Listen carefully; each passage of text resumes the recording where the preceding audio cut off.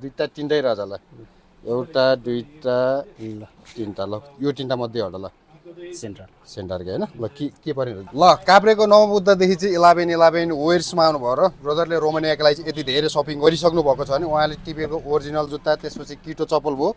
त्यसपछि डेनिम क्लबको ओरिजिनल प्यान्टहरू लिइसक्नु भएको छ आफूलाई चाहिने एकदम समर र विन्टरलाई हुने सामानहरू छानिसक्नु भएको छ भने उहाँले दुईटा लगेज पनि लिइसक्नु भएको छ ब्रदर सामान क्वालिटी कस्तो लाग्यो हजुरलाई एकदम बब्बाल ठिक छ नि होइन एकदम ल तपाईँहरू पनि यदि देश विदेश जाँदै हुनुहुन्छ भने 11 वेयर्समा आउनुभयो यसरी नै मजाले सपिङ गर्न सक्नुहुनेछ र ब्रदरले चिठा पनि तान्दै हुनुहुन्छ उहाँलाई हात खाली नहुने चिठा दिँदैछौँ र कति तान्ने त तपाईँलाई यहाँ 500 रुपियाँदेखि 25,000सम्म पर्न सक्छ